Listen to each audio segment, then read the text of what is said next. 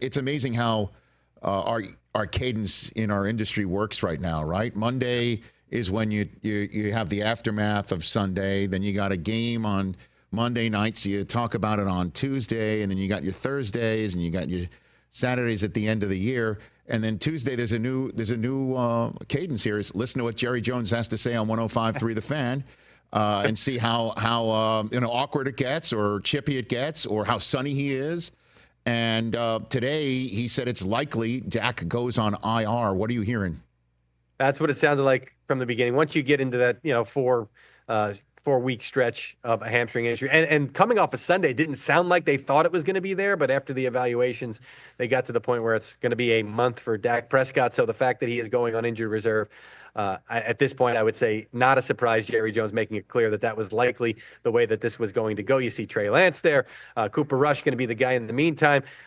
I suppose I'd be a little bit disappointed if I'm the Cowboys and Trey Lance is not up to the task yet. Again, giving up what they gave up for him, which was that fourth-round pick last year, if I'm not mistaken.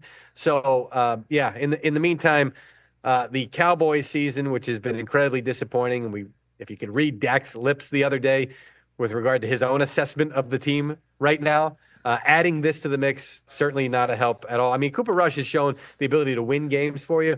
It's just so tough to think in this spot for them. They've got some challenging games in the next 4. I don't have it right in front of me. Perhaps you do, Rich. I do. I do, as a matter of fact. Because it would also be the assessment of many others similar to Dak, that of his assessment of the Cowboys, their chances of winning these games. I know it's Cooper Rush season, but home for Philly, home for Houston on a Monday night, and we know how poorly they've played in the first halves of home games this year. They're blown out. Then they're at Washington. You know the Commanders would love to put a pelt on the wall with a star on it.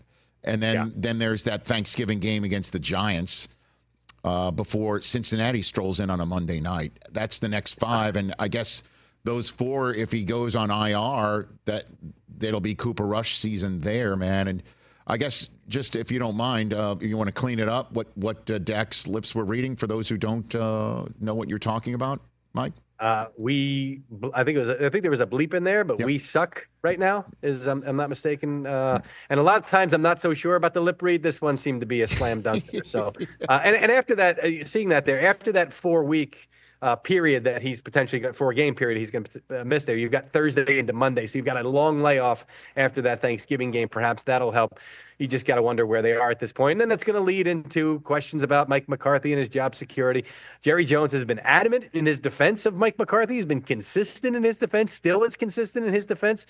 If they don't make the postseason, I'm going to be really curious to see how he handles it. I happen to think Mike McCarthy is a good head coach. The number of games that they have won under Mike McCarthy is an indication of that. When you're the coach of the Cowboys, though, and you've got the fan base that expects what happened in the 90s, certainly makes things a little bit more difficult. But I applaud Jerry Jones for his support of his head coach right now, but the proof is going to be in the pudding for how he handles it after we see what happens here with Mike McCarthy and the Cowboys. I mean, he didn't support him with an extra year on his contract. So when you hear veteran players like Zeke, according to our colleague Jane Slater, missing 3 meetings, including one on Friday, you're wondering, does Zeke not have respect for the process, the coach, or anything like that? What's your knowledge of Zeke's status and what happened, Mike? I wouldn't. I mean, one player and what he's going through, and it sounds like there's just been some things going on with him that just hasn't allowed him to be fully locked into football for whatever reason. Okay. I don't have the specifics of it, but it's just been a rocky season